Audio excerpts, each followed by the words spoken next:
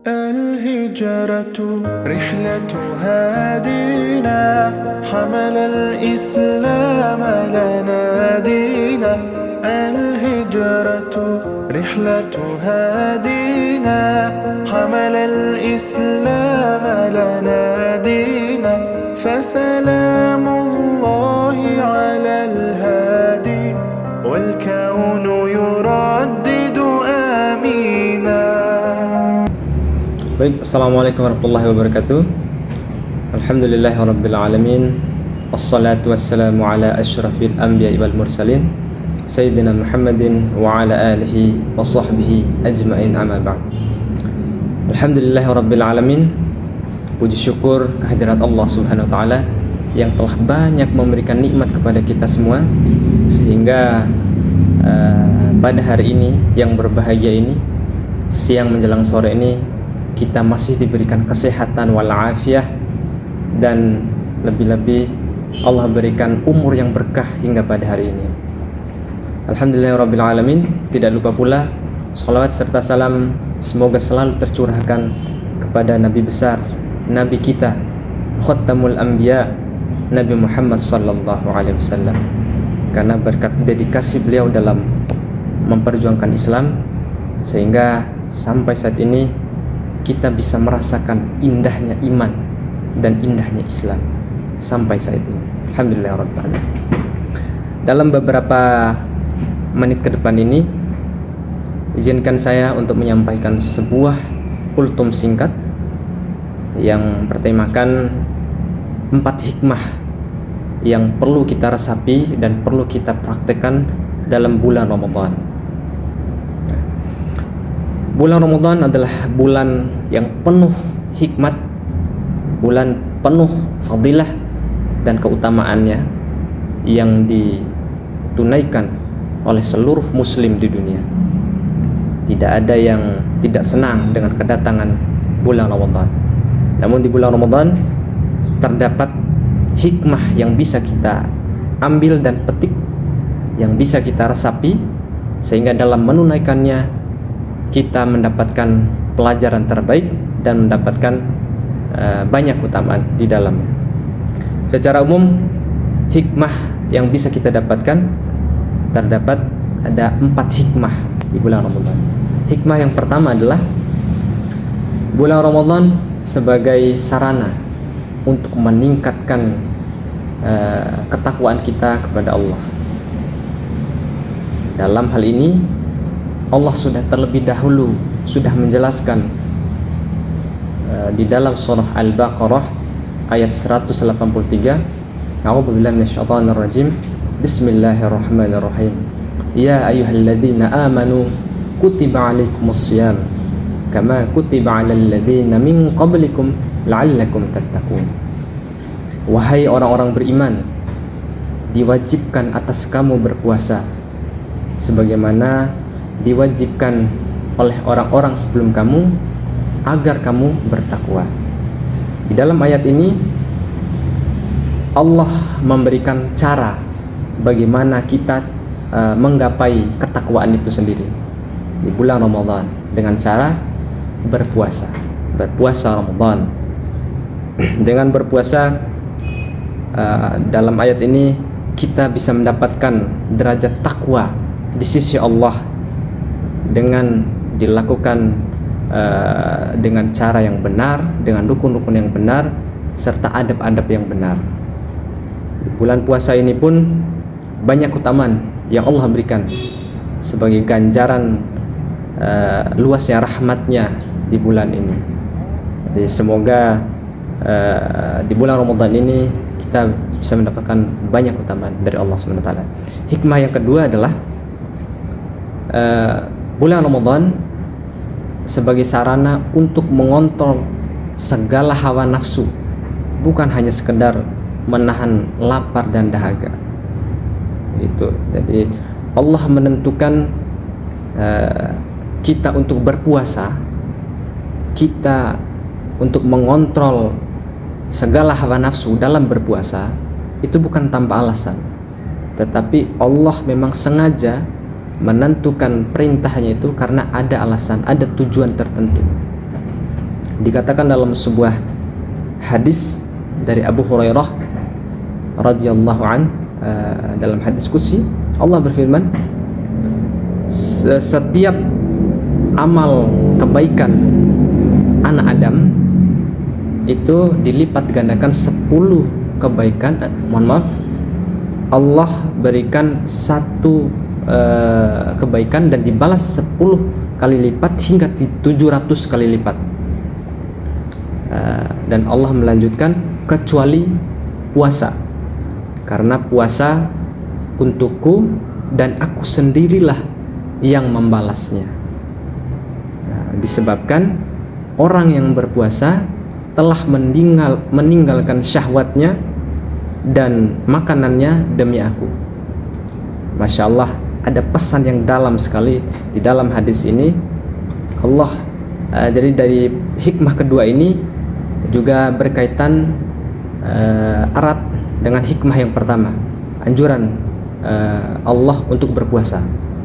Jadi di hikmah yang kedua ini kita selain disuruh untuk berpuasa, kita juga disuruh untuk mengontrol segala hawa nafsu dengan kemampuan kita, karena Allah mengkhususkan pahala puasa itu langsung Allah sendirilah yang membalasnya.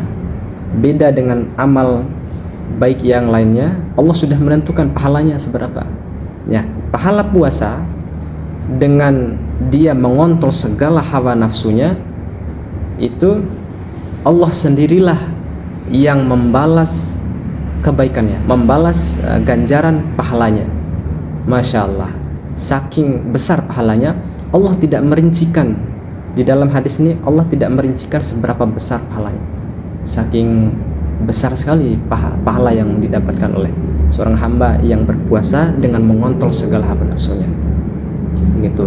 Semoga di bulan Ramadan ini kita dikuatkan untuk mengontrol hawa nafsu kita, bukan hanya menahan lapar dan dahaga, kita juga harus mengontrol hawa nafsu di saat kita ingin melakukan keburukan, kita bisa mengontrol sehingga tetap amal baik yang kita lakukan. Begitu. Lalu hikmah yang ketiga adalah bulan Ramadan adalah latihan untuk berempati dan peka terhadap keadaan orang lain.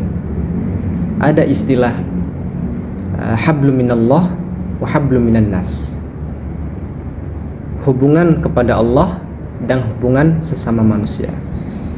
Di sini sangat terkait sekali, bukan hanya di bulan Ramadan, tetapi Allah anjurkan di bulan-bulan selain bulan Ramadan agar kita bisa peduli kepada orang-orang di luar sana yang sangat kurang dalam bentuk makanan ataupun lainnya, karena bahwasanya masih banyak di luar sana orang-orang yang sangat membutuhkan makanan. Mereka bukan hanya sekedar untuk mendapatkan nasi, mereka mencari atau mendapatkan bukan hanya sekedar mendapatkan lauk untuk dimakan, tetapi hanya mendapatkan nasi pun mereka kesulitan. Maka dari situ di sini terdapat ada satu anjuran untuk saya pribadi dan untuk pendengar, bahwasanya bantulah mereka yang kurang membutuhkan, karena begitu pula lah kita juga mau dibantu oleh orang di saat kita sulit. Begitu. Jadi dari poin ini pun kita juga dilatih untuk istiqomah melakukan kebaikan, hanya mengharap ridha Allah dan ikhlas melakukan kebaikan. Karena Allah bertujuan kita melakukan kebaikan itu di bulan Ramadan, harus ekstra melakukan kebaikan, karena satu bulan ini itu melatih kita agar setelah satu bulan ini mungkin kita bisa melakukan di bulan-bulan selain bulan Ramadan. artinya sudah menjadi kebiasaan kita nantinya. Jadi dengan keistiqomahan melakukan amal-amal kebaikan, begitu. Lalu hikmah keempat adalah bulan Ramadan sebagai momen menyadarkan diri.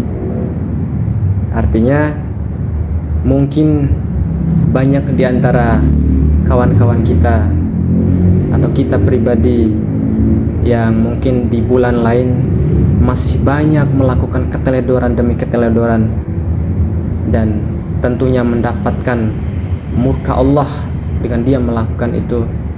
Dan saat inilah kita harus berubah menjadi lebih baik. Kita harus berubah menjadi semakin taat kepada Allah Subhanahu wa taala. Mungkin bulan lain kita masih melakukan kesalahan, tapi usahakanlah di bulan Ramadan ini, bulan yang penuh rahmat ini, bulan yang Allah gelontorkan segala kenikmatan. Di bulan ini banyak keutamaan yang bisa didapatkan. Yang pertama, pengampunan dosa, penerimaan taubat, pengkabulan doa, dan semua hal-hal baik lainnya Allah gelontorkan di bulan rahmat ini, bulan Ramadan ini. Maka jangan sia-siakan waktu Anda. Marilah kita berubah menjadi semakin taat kepada Allah dengan melaksanakan perintahnya dan menjauhi segala larangannya, agar kita mendapatkan ridha Allah Subhanahu wa ta'ala. Lalu untuk menutup kultum singkat ini, saya hanya ingin berdoa kepada kawan-kawan semua pendengar. Buat saya pribadi, semoga di bulan Ramadan di tahun 2024 ini kita bisa mendapatkan banyak ganjaran pahala dari Allah Subhanahu wa taala. Allah hapuskan dosa kita, Allah terima amal baik kita, dan semoga dengan ganjaran yang Allah berikan itu bisa mendapatkan kita bisa mendapatkan anugerah dari Allah dalam bentuk rahmat, yang dengan rahmat itu kita bisa memasuki surga Allah Subhanahu wa ta'ala. Sekian kultum singkat yang sudah saya paparkan. Berikut,